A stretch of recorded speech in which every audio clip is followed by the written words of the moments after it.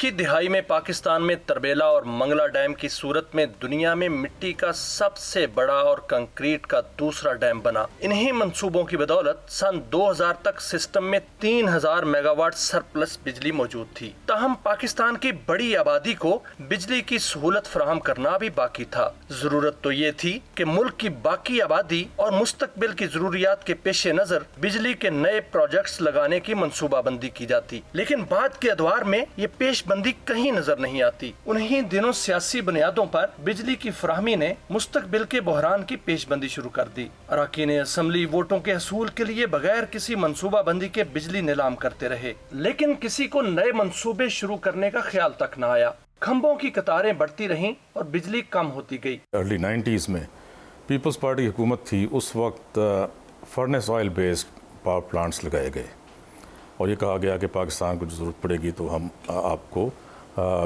Furnace oil के ज़रिए बिजली देंगे। ये वही फर्नेस ऑयल है जो बाद में महंगा होता चला गया और उसकी वजह से आपका टैरिफ यहाँ तक पहुँचा है, along with imported coal, imported LNG।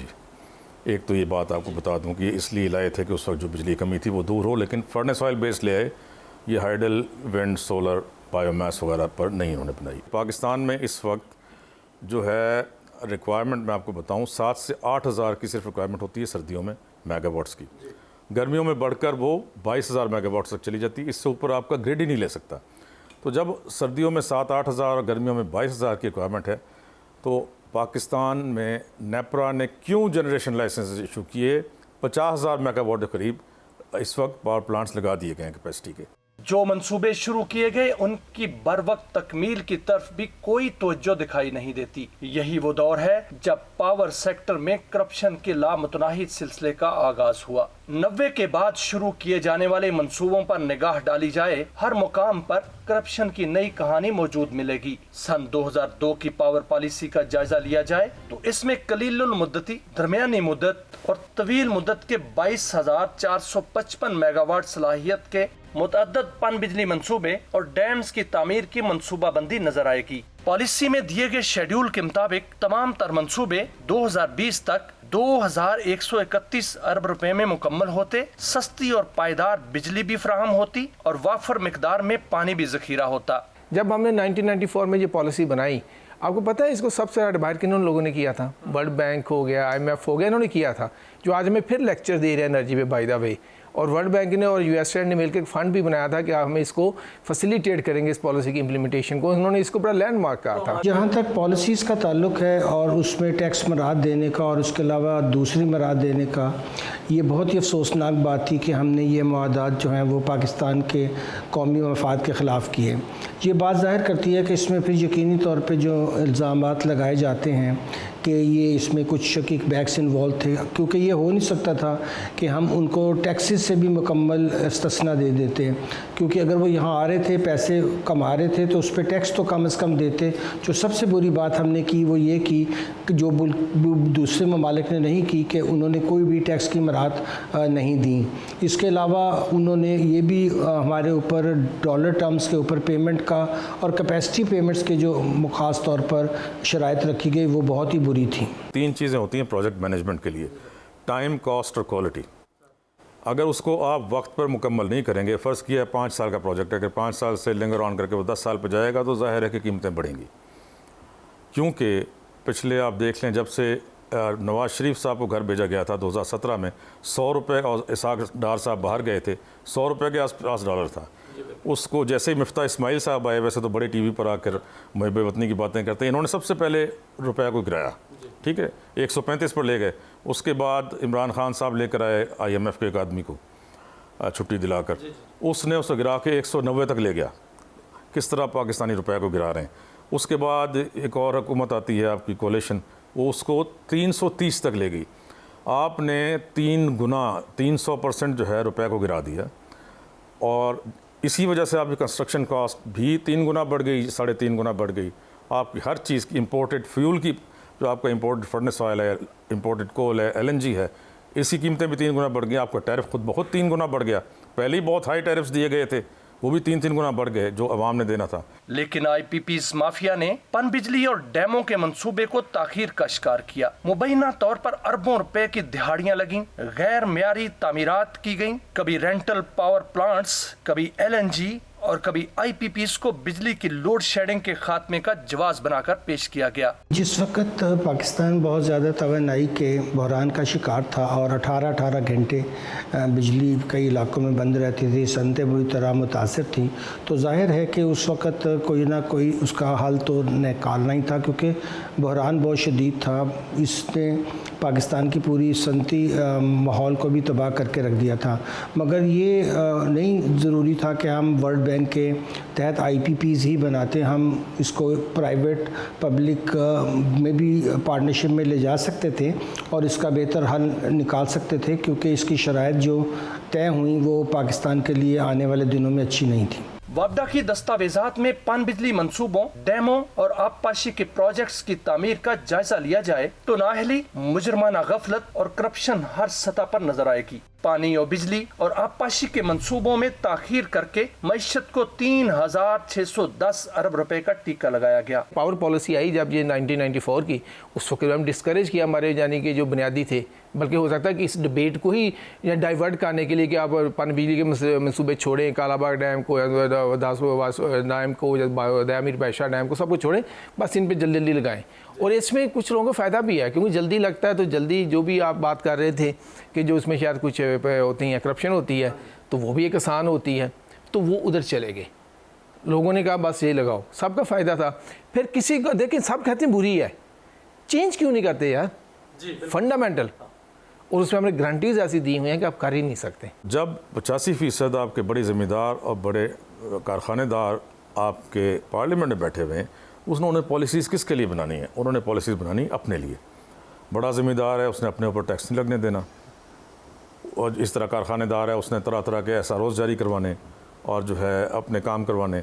जब आप अहल लोगों को चुनेंगे, जब इतनी अकल आ जाएगी इस कौम में, इतना शऊर आ जाएगा, उस वक्त इसका मसला हल हो जाएगा। मैं एक मिसाल दिया करता हूँ कि अपोजिशन पाकिस्तान में मौजूद है, ठीक है जी, फॉर्म 47 और 45 की बात करते हैं, लेकिन तनख्वाहें ले रहे हैं पार्लियामेंट से।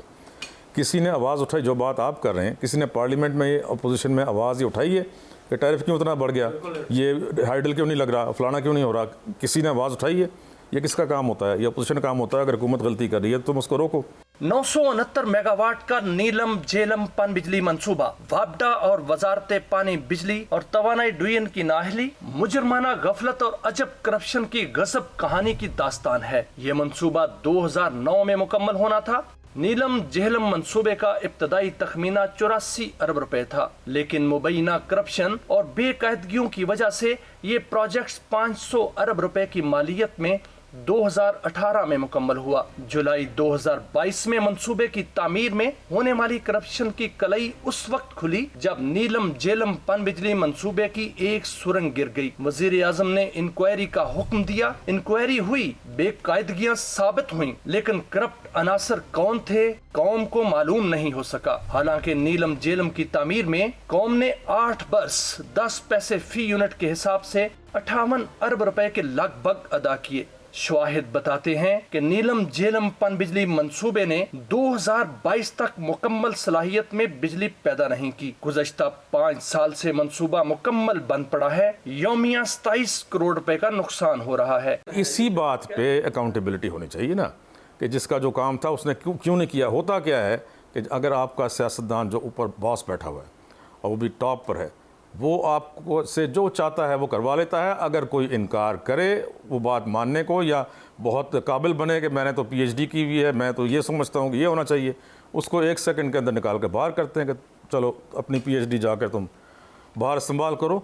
तो तुम जो है, जो उनकी बात मानते हैं उन लोगों से उनको रखा जाता है, उनको बहुत ज़्यादा तनख्वाहें दी जाती हैं, उनको मुराद दी जाती हैं, और वो फिर मुल्क का बेड़ा गर्क करते हैं, अवाम का बेड़ा गर्क करते हैं। कोई अकाउंटेबिलिटी नहीं है, कोई जो है ऑडिट्स नहीं होते। अगर होते हैं तो जब आपके हुक्मरान ही ऊपर बैठे हुए, अगर वो जो है जिस तरह चाहेंगे उस तरह का ऑडिट होता है, वो जिस तरह चाहते हैं इस तरह की फिर वो जो है अप्रूवल्स होती हैं। लेकिन इसमें नाअहली इन डिपार्टमेंट्स के तमाम अफराद की है, देखें, अगर कोई इनसे ज़बरदस्ती काम करवाता है तो कौन इनको रोकता है कि इस्तीफा देकर अलग हो जाए। 72 मेगावाट का खानख्वार पनबिजली मंसूबा 5 अरब की मालियत में 2005 में मुकम्मल होना था। 2010 में 5 साल की ताखीर में 10 अरब रुपए में मुकम्मल हुआ, लेकिन गैर मियारी मशीनरी की वजह से मतलूबा नताइज हासिल नहीं हो सके। 130 मेगावाट का दबीर ख्वार 9 अरब के बजाय 23 अरब रुपए में मुकम्मल हुआ। यही हाल 96 मेगावाट के जनाह पनबिजली मंसूबे का भी हुआ। 128 मेगावाट ख्याल ख्वार मंसूबे की लागत में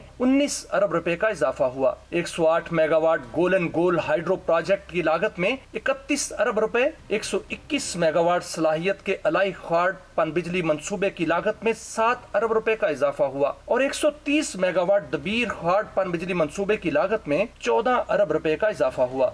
4500 मेगावाट के द्यामर बाशा डैम का इफ्तिताह 3 मरतबा किया गया। अगर ये मंसूबा शेड्यूल के मुताबिक तामीर होता तो 890 अरब रुपए की लागत आती। मुल्क को गुज़श्ता 5 बरस से 4500 मेगावाट सस्ती और पायदार बिजली मिलती और 60 लाख एकड़ फीट पानी भी ज़ख़ीरा होता। लेकिन हुकूमतों को IPPs, रेंटल पावर प्लांट्स और LNG से प्यार था। यही वजह है कि द्यामर बाशा डैम की लागत बढ़कर 2077 अरब रुपए हो चुकी है और ये मंसूबा 2032 में मुकम्मल होने का दावा किया जा रहा है। दरियाए सवात पर तामीर किए जाने वाले महमद डैम की लागत 309 अरब रुपए से बढ़कर 666 अरब रुपए हो गई। मंगला अप्रेजिंग मंसूबा 62 अरब रुपए की बजाय 102 अरब रुपए में मुकम्मल हुआ। गोमल जैम डैम की लागत में 13 अरब रुपए का इजाफा हुआ। सतपारा डैम की लागत में 3 अरब रुपए और दरवट डैम की लागत 7 अरब रुपए बढ़ गई। कच्ची कैनाल की लागत में 49 अरब रुपए, रैनी कैनाल की तामीरी लागत में 2 अरब रुपए और greater Karachi bulk water supply scheme की लागत में 101 अरब रुपए का इजाफा हुआ। नायगंज डैम की तामीरी लागत में 12 अरब और lower Indus right bank irrigation and drainage project की लागत 27 अरब रुपए बढ़ गई। दासू पनबिजली मंसूबे की तामीरी लागत 486 अरब रुपए से बढ़कर 1737 अरब रुपए हो चुकी है। तरबेला 5वां तोसीही मंसूबे की लागत में 45 अरब रुपए का इजाफा हुआ। तरबेला चौथा तोसीही मंसूबा 83 अरब रुपए के बजाय 122 अरब रुपए में मुकम्मल हुआ। पनबिजली मंसूबों की तामीर में ताखीर और मुबैना खुर्द बुर्द से लागत में मजमूई तौर पर 602 अरब रुपए का इजाफा हुआ। बलूचिस्तान के लिए ईरान से दरामद की जाने वाली 100 मेगावाट बिजली भी मुअस्सर ट्रांसमिशन सिस्टम ना होने के बायस तकरीबन जाया हो रही है। हमारी ट्रांसमिशन लाइंस बहुत कमज़ोर हैं। फिर दूसरी चीज़, जब CPEC स्टार्ट हुआ था तो हमने इन्विजन किया था कि हमने इंडस्ट्री लगानी, 9 स्पेशल इकोनॉमिक जोन बनाने हैं। उनके लिए बिजली कहाँ से लाते आप? इंडस्ट्री थी ना सारी, आप उनके लिए बिजली कहाँ से लाते? अगर आप नहीं कैपेसिटी बढ़ाते, आप कहते हैं ना हमने डेवलप करना है, हमने ये करना है, भाई उसको तो electric power is the basic element. अगर वो ही नहीं होगा तो आप कहाँ से करेंगे? जो टीवी पे बैठ के बात बड़ी सारी होती है, जो ओवर कैपेसिटी हुई है, वो बात यह कि आपने उसकी जो दूसरी चीज़ें की हुई थी वो नहीं की। बात इस पर करें, आपने इंडस्ट्री क्यों नहीं लगाई? गवर्नमेंट से पूछें हमारे आपके स्पेशल इकोनॉमिक जोन क्यों नहीं पूरे के पूरे 9 के 9 जो है आपके ऑपरेशनलाइज हुए? आप इनसे पूछें आपने ट्रांसमिशन लाइन्स क्यों नहीं बिछाई? आपको पता था आपके ट्रांसमिशन का मसला है। हमारा जो इंफ्रास्ट्रक्चर था जो बिजली सप्लाई कर सकता, वो तो किसी तरह भी इस काबिल नहीं था कि हम इतनी कैपेसिटी को आगे पैदावारी तौर पर इस्तेमाल भी कर सकते हैं। तो इससे ये ज़ाहिर होता है कि ये बदअनवानी ही थी, क्योंकि इसमें नाअहली नहीं हो सकती कि आपको साफ नज़र आ रहा है कि आप 34,000 मेगावाट से ज़्यादा आपकी जो लाइंस हैं वो बोझ ही नहीं उठा सकते और आप 65 तक पहुँच गए।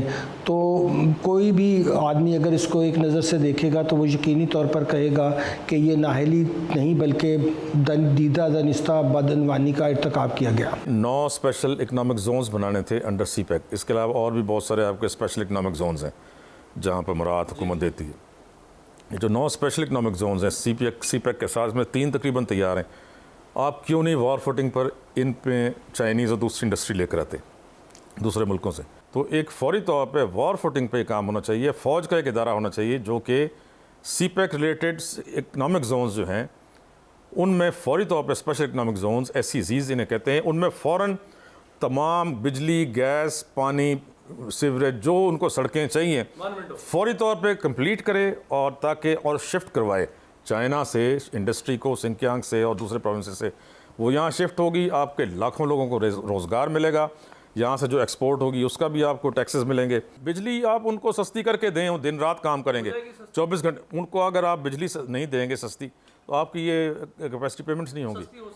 हो सकती है अगर ये सारी इस्तेमाल हो। महंगी बिजली की जानिब पहला कदम 1994 में बढ़ाया गया, जब सस्ती बिजली की पैदावार बढ़ाने के बजाय IPPs के जरिए फर्नेस ऑयल से चलने वाले प्रोजेक्ट्स लगाए गए। ऑयल माफिया पाकिस्तान की सरजमीन पर पंजे गाड़ने में कामयाब हुआ तो बिजली की पैदावारी लागत भी पैसों से निकलकर रुपयों तक जा पहुंची। आलमी मंडी में पेट्रोलियम मसनुआत की कीमतें बुलंद होने लगी तो ये IPPs सफेद हाथी बन गए। बिजली की पैदावार कम होने लगी और अखराजात बढ़ते चले गए। ऐसी सूरत हाल में सर्कुलर डेट परवान चढ़ने लगा। सबसे महंगी बिजली जिसका दारोमदार फॉसिल फ्यूल पे होता है, यानी कि हमें बाहर से पहले खाम तेल इंपोर्ट करना पड़ता और फिर उससे हम बिजली बनाते। इससे बुरी तो कोई पॉलिसी नहीं हो सकती थी। पाकिस्तान को अल्लाह ताला ने कुदरती वसाइल से माला माल रखा है, जिसमें हमारे पास विंड भी थी, हमारे पास सूरज भी था, हमारे पास पानी के भी ज़राए थे। अगर हम इन पे ऊपर तवज्जो देते तो हमारा ज़राअत का मसला भी बहुत हद तक हल होता। हमारी जो माहौलियाती आलूदगी थी उसका भी हमें सामना न करना पड़ता। और सबसे ज़्यादा पाकिस्तान को जो डॉलर टर्म्स के ऊपर ये खाम तेल मंगवाना पड़ता, और जाहिर है कि ये उसने हमारे लिए बहुत बड़ा सर्कुलर डेट भी पैदा किया। तो ये तीनों चॉइसेस जो हमने नहीं की और उसकी बजाय IPPs को जो हमने फर्नेस ऑयल की बुनियाद पर और दूसरी खाम तेल की बुनियाद पर और गैस की बुनियाद पर प्लांट्स चलाए, वो बहुत ही हमारे लिए नुकसानदेह साबित हुए। बिजली तो आवाम को जानी है, लेकिन ये पैसा सारा अवाम ने अपनी जेब से निकाल कर और इन IPPs के मालिकान को देना है, और मालिकान आपको पता है कौन है। असल बात यह है, हम अगर थोड़ा पीछे जाएं, कि पाकिस्तान में एक प्लानिंग कमीशन बना हुआ है। वहाँ पे एक एनर्जी विंग है, member energy MP1 highest scale का एक आदमी उसका इंचार्ज होता है। उनका काम है सबसे पहले प्लान करना कि अगले 5 साल में 10, 15, 20, 25 साल में पाकिस्तान में कितनी रिक्वायरमेंट होगी, कितनी बिजली बनानी चाहिए, कितना जो है कैपेसिटी आपको रेस करनी चाहिए। फिर नेपरा का ये काम है। नेपरा तो रेगुलेटर है, नेपरा के पास फिजिबिलिटी स्टडीज़ जाती हैं, उसका ये काम है वो ये देखे कि जनरेशन लाइसेंस इसको इशू करना चाहिए कि नहीं। इस तरह वो भी हियरिंग्स करता है, वो भी जो है तमाम डिपार्टमेंट्स को बुलाता है और उनसे पूछता है। अरबों खरबों रुपए इसमें कमाए जा रहे हैं और कमाए जाते रहेंगे 20-25 साल तक आगे, जब तक के माहदे हैं। और उन माहदों में ऐसी शकें रखी गई हैं कि, और ये नेपरा की तरफ से ज़ाहिर है कि ये टैरिफ दिया जाता है कि अगर जो है आप बिजली बनाएंगे या नहीं बनाएंगे आपको पेमेंट्स होंगी। बिजली की पैदावार में कमी ने लोड शेडिंग का बहरान दिया, जिसने 2008 में संगीन सूरत इख्तियार कर ली। बढ़ती हुई लोड शेडिंग 16 से 22 घंटे तक पहुंच गई। सनतों को ताले लग गए और लाखों मेहनतकश बेरोजगार हो गए। एक मोहतात अंदाजे के मुताबिक लोड शेडिंग के बाइस मईशत को 2008 से 2013 तक 15,000 अरब रुपए का नुकसान पहुंचा, जबकि छोटी और बड़ी सनतों से वाबस्ता 50 लाख हुनरमंद और मजदूर बेरोजगार हुए। तवानाई बहरान का सबसे खौफनाक पहलू ये है कि 40% सरमायाकार मुल्क छोड़ गए।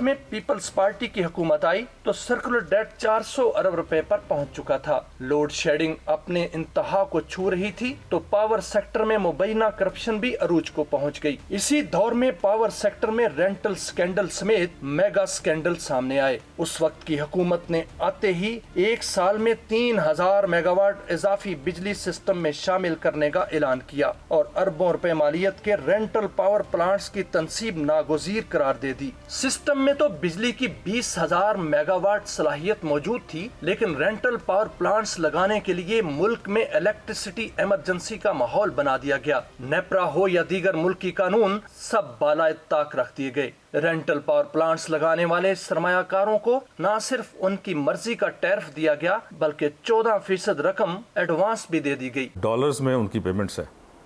तो अगर ये भी लिखा हुआ है उन एग्रीमेंट्स में कि अगर कोई डिस्प्यूट आता है तो ये जाएंगे लंदन की अदालत में, वहाँ चले जाएंगे, वहाँ से पाकिस्तान के खिलाफ फैसला ले आएंगे।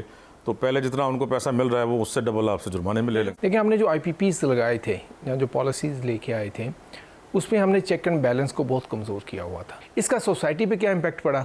अब देखें जो बिजली का बिल है वो आम आदमी के लिए सबसे बड़ा बोझ बन चुका है। तो हम एक नुक्ते में इसको बात कर सकते हैं कि इस पॉलिसी ने हमारी इकानमी की और हमारी सोसाइटी की जिसको कहते हैं ना कि चूल्हे हिला के रख देनी, वो इसने हमारे साथ किया। रेंटल पावर्स के नाम पर मचने वाली लूट में ऐसे स्कैंडल भी सामने आए कि सरमायाकारों ने साइट पर महज प्लांट का बोर्ड आवेजा करके 14% एडवांस रकम ले ली। एक ही मशीनरी पर कई मंसूबे जाहिर करके मुंह मांगा टैरिफ लिया और फिर ये कागजी मंसूबे फरोख्त भी कर दिए गए।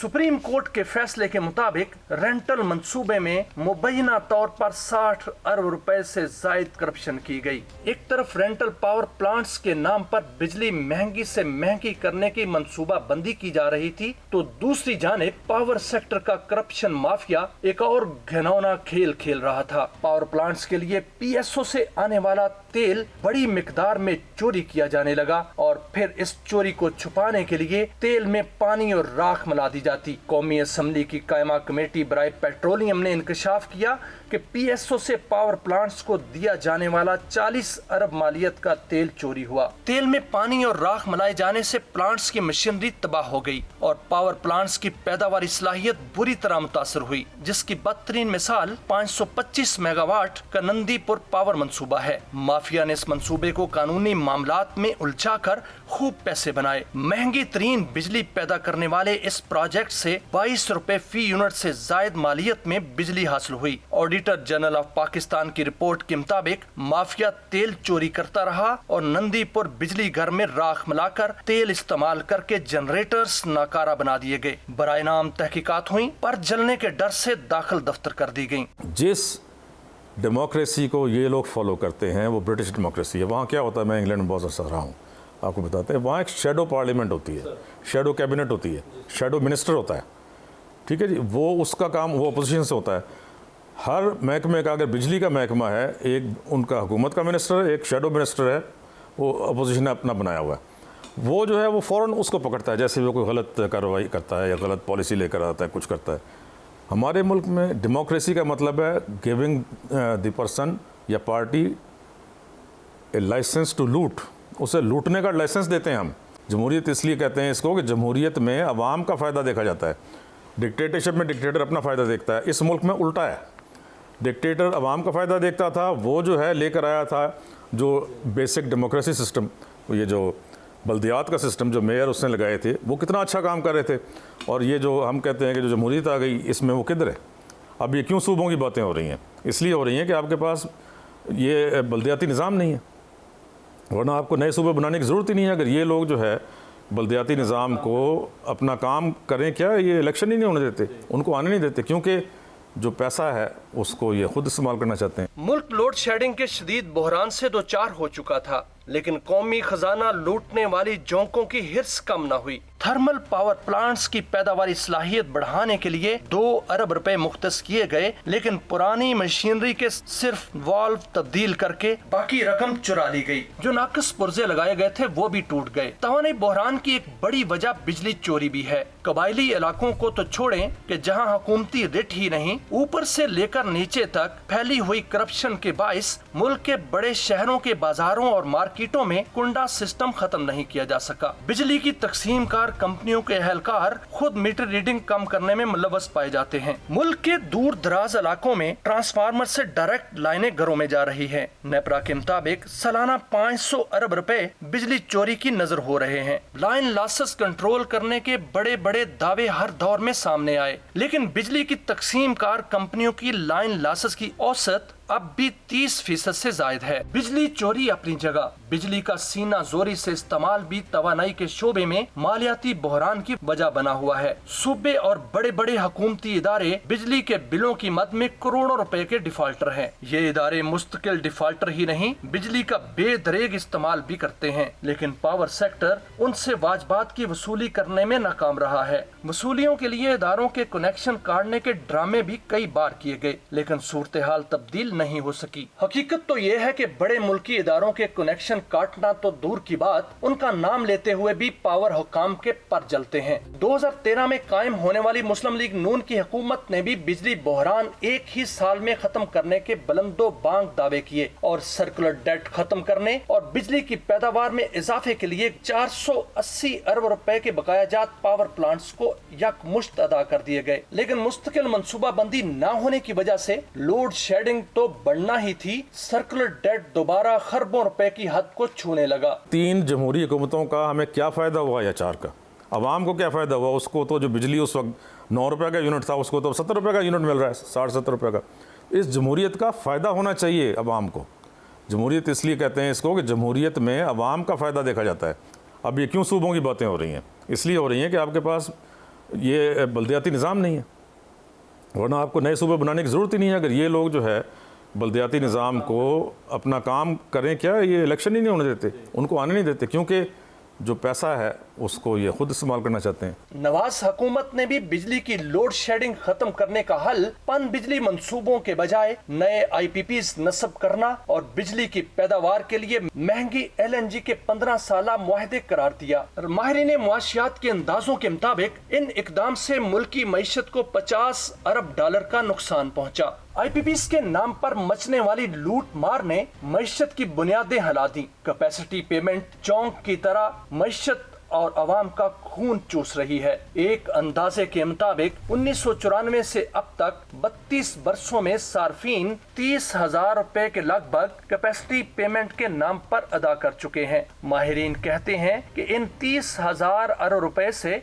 मुल्क में 60,000 मेगावाट के पन बिजली मंसूबे और डैम तामीर किए जा सकते थे। नवाज हुकूमत ने बकाया जात की वसूली और बिजली चोरी की रोकथाम का मिशन शुरू किया। बेहतर तो ये था कि इस मकसद के हसूल के लिए कोई ठोस हिकमत अमली तैयार करके इस पर अमल दरामद के लिए मुस्तकिल इक़दामात किए जाते, लेकिन यहाँ तो कुछ अजब ही रंग ढंग नजर आए। हुकूमत के एक वजीर ममलकत ने यह काम प्रेस कॉन्फ्रेंसों में बुलंदो बांग नारों और तानो तशनी का बाजार गर्म करके करने की कोशिश की। नेपरा में पिटीशन फाइल कर दी है और जैसे ही नेपरा इंशाअल्लाह ताला इसकी हियरिंग करके एक टैरिफ नोटिफाई करेगा, उसके 90 दिन के बाद जो हमारी एग्रीमेंट ऑलमोस्ट हो चुके 90 डेज के अंदर वो इंशाअल्लाह ताला पावर प्लांट्स पाकिस्तान में आ जाएंगे और उन्होंने यही अंडरटेकिंग दी है कि 90 डेज के अंदर अंदर वो पाकिस्तान में बिजली पैदा करनी शुरू कर देंगे। हुकूमतें बदलती रहीं और बिजली बहरान भी कायम रहा, लेकिन गुज़िश्ता 17 साल से पावर सेक्टर पर टॉप 10 का कब्जा बदस्तूर कायम है। बिजली की पैदावार, तकसीम और तरसील के जिम्मेदार किरदारों पर नजर दौड़ाई जाए तो कई हैरत अंगेज इंकशाफात सामने आते हैं। पावर सेक्टर का दूसरा अलमिया ये है कि इस शोबे के बेशतर जिम्मेदारान का ताल्लुक बिजली के शोबे से ही नहीं। जब आपके पास जो कि IPPs के लोग आते हैं नेगोशिएट करने, उन्होंने दुनिया के बेस्ट माइंड्स को हायर किया हुआ होता है उन कंपनीज ने, और आपके जब बाबू एक बैठा होता सामने जिसको पता भी नहीं होता, जिसने पता नहीं उसने कोई उसकी फार्मल उसकी एजुकेशन है भी या नहीं है, उनको लगाया होता है नेगोशिएशन करने के लिए, उनको कम्पीट ही नहीं कर सकते। पहली बात तो ये है, अगर आपने इसको करना है तो आपको कॉम्पिटेंट लोग लेके आने पड़ेंगे जो इनकी बारीकियों को समझते हों। आप अपने बेस्ट माइंड्स को उस फील्ड के लोगों को वहाँ डिप्लॉय करते हैं कि वो नेगोशिएट करें बिहाफ पे, और उनको पता हो कि जो जिस चीज़ पे बात कर रहे हैं वो वही बात है जो वो समझ रहे हैं और कहाँ से इसको हम बेटर तरीके से एक बेटर डील ले सकते हैं। वो नहीं हुआ हमारे उधर, यानी कि जिस वजह से हमने देखा। दूसरी बात आप बात कर रहे हैं कि यहाँ के लोग यही चाहते थे, वो भी एक बहुत बड़ा फैक्टर है। करप्शन की हम बात करते हैं या दूसरी चीज़ों की बात करते हैं। देखें, जब चेयरमैन माओ आए थे चाइना में 1950-52 में, आप देखें उनको पढ़े, उन्होंने अपने सिस्टम में 3 खराबियाँ आइडेंटिफाई की थी। उन्होंने कहा 3 बुराइयाँ हैं, करप्शन, वेस्ट और ब्यूरोक्रेसी। सो कॉल्ड एक्सपर्ट्स जो हैं हमारे नाअहल है ना, नहीं कर सकते, क्योंकि इनका एक्सपोजर नहीं है, इन्होंने कभी बाहर काम नहीं किया हुआ। आप बाहर से गोरे लाएं, या जैसे आप PIA के लिए आप ढूंढ रहे थे, सारे पाकिस्तान सारे दुनिया से ढूंढ रहे हैं ना, इस तरह बाकी मिनिस्ट्रीज़ के लिए भी आप जो सेक्रेटरीज़ हैं ये भी बाहर से लाएं, और आपके जितने भी इंजीनियरिंग के और टेक्निकल डिपार्टमेंट्स हैं इनके हेड्स आप ढूंढें। उसमें पाकिस्तानी भी हो सकते हैं, ओवरसीज़ पाकिस्तानी बहुत अच्छे इदारों में काम कर रहे हैं बाहर, वो भी आ सकते हैं, और गोरा आना चाहे तो गोरा भी आ जाए। आप इतनी सैलरीज दे रहे हैं ये नेपरा, ये PPI भी इनके हेड्स को, आराम से आपको जो है पाकिस्तानी भी मिल जाएंगे, एक्सपेक्टेड पाकिस्तानी, और ये भी मिल जाएंगे, गोरे भी मिल जाएंगे। हुकूमत न सिर्फ बिजली की पैदावार के दावे पूरे करने में नाकाम रही, बल्कि लोड शेडिंग का बहाना ही तब्दील कर दिया गया। कहा गया कि पुरानी और खस्ता हाल ट्रांसमिशन लाइनों में दम ही नहीं कि वो ज्यादा लोड बर्दाश्त कर सकें, इसलिए बिजली की पैदावार नहीं बढ़ाई जा रही। शमाल जनूब ट्रांसमिशन लाइंस में खराबियों की दास्तान 2 दहाइयों से सुनी जा रही है। इसकी हालिया मिसाल 4000 मेगावाट मटियारी ता लाहौर ट्रांसमिशन लाइन है, जो कागजों में तो 4000 मेगावाट सलाहियत की है, लेकिन बिजली की तरसील सिर्फ 2800 मेगावाट है, जबकि सार्फिन 4000 मेगावाट का टैरिफ अदा कर रहे हैं। हालांकि बिजली की तकसीम कार कंपनियां ट्रांसमिशन लाइनों की बेहतरी के नाम पर नेपरा से अरबों रुपए मंजूर कराती हैं। ट्रांसमिशन लाइनों की बेहतरी के नाम पर ये वसूली भी बिजली के बिलों में सार्फिन को मुंतकिल की जाती है। ये अरबों रुपया कहाँ गया और इस करप्शन में कौन कौन शामिल है, इस राज से पर्दा उठना अभी बाकी है। जो हमने कैपेसिटी चार्जेस पे किए हैं उन अदारों को जिन्होंने IPPs के प्लांट्स बल्कि इस काबिल भी नहीं थे कि वो बिजली पैदा कर सकते, ऐसा कोई ऑडिट नहीं हुआ कि आफ्टर ऑल ये जो 30,000 अरब की रकम थी ये कितनी वाकई कैपेसिटी के मद में दी गई और कितनी सिर्फ इसलिए दी गई कि बस मुआहदे को देखे बगैर कि क्या उसमें एक्चुअल उन्होंने इतना बिजली पैदा करने की उस वक्त प्लांट में सलाहियत भी थी कि नहीं। इसने फिर एक बहुत बड़ी बदनवानी को जन्म दिया और इसमें ज़ाहिर है जो रेगुलेटरी इदारे थे उनकी बहुत बड़ी साजिश थी उनके साथ मिलकर जो तैयार की गई पाकिस्तान के ख़िलाफ़, और आज भी ये जारी है क्योंकि हम उनको कैपेसिटी चार्जेस दिए जा रहे हैं और ख़ास तौर पर अगर हम उनको इस चीज़ से रोकना भी चाहते तो वो धमकी देते हैं कि हम आपको लंदन के आर्बिट्रेशन में ले जाएंगे, क्योंकि इसमें अपनी अदालतों का जो इख्तियार था उसको ख़त्म करके मुआहदात में लिखा गया कि अगर कोई झगड़ा होगा तो वो लंदन के आर्बिट्रेशन में हल होगा। तो ये भी एक चीज़ ज़ाहिर करती है कि पहले से नीयत ये थी कि इन अदारों को जो IPPs के नाम पर कायम हुए उनको फ़ायदा पहुंचाया जाए और पाकिस्तान को सरीहन नुकसान पहुंचाया जाए। जब भी लेटेस्ट रिफॉर्म करने की कोशिश की तो किसी ने हीट टेस्ट नहीं करवाया। अब एनर्जी एक्सपर्ट्स आएंगे आपके पास से पूछिएगा ये हीट टेस्ट क्या होता है, इसकी इंपॉर्टेंस क्या होती है, इसलिए आपको आइडिया नहीं था कि जो इंस्टॉल कैपेसिटी है उसमें से असल में प्रोड्यूस कितनी हो रही है। एक चीज़ तो ये थी, मगर जो दूसरी पॉलिसी लेवल पे हम देखें तो इसके बहुत बुरे असरात पड़े हमारी माशरे, हमारी इकानमी पे और हमारी सोसाइटी पे, जो कि पॉलिसी थी। कैसे? जो हमने जो कि प्राइवेटाइजेशन की बात की, हमने प्राइवेट सेक्टर की बात की, ठीक करनी चाहिए, मगर हमने इतना इसको ल्यूक्रेटिव बना दिया, इतना ल्यूक्रेटिव बना दिया, इसने पाकिस्तान में डी इंडस्ट्रियलाइजेशन का प्रोसेस स्टार्ट कर दिया। कैसे? अब पहली चीज़ तो यह है कि जो इन्वेस्टर देखता था यार मैंने एक इंडस्ट्री पे पैसा लगाना है, पता नहीं उसका रेट ऑफ रिटर्न क्या आना है क्या नहीं आना, इतने सालों बाद कुछ मिलेगा या नहीं मिलेगा। दूसरी तरफ उसको दिखता था यार ये देखो ये तो गवर्नमेंट गारंटी दे रही है कि मैं कुछ करूं या ना करूं, ले ना ले, मुझे तो पैसा मिलना ही मिलना है, मेरे तो वारे नहीं आ रहे हैं।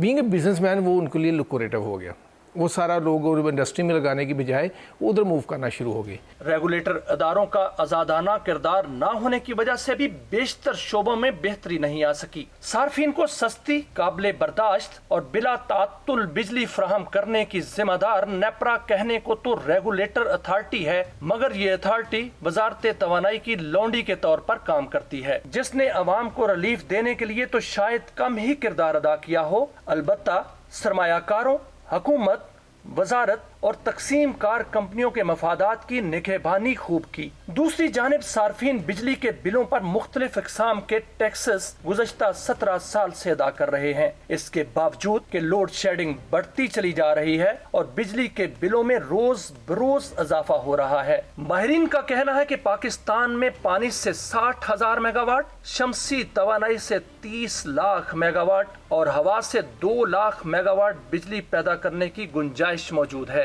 तारीकी से निकलकर रोशनी की जानिब सफर करना है तो इसके लिए कुछ सवालों का जवाब तलाश करना होगा। खरबों रुपए की करप्शन के बावजूद पावर सेक्टर पर मखसूस माफिया का राज क्यों है? जब झरने और दरिया बह रहे हैं तो फिर बिजली की पैदावार के लिए महंगे फर्नेसाइल, दरामदी गैस और दरामदी कोयले का इंतखाब ही क्यों किया गया?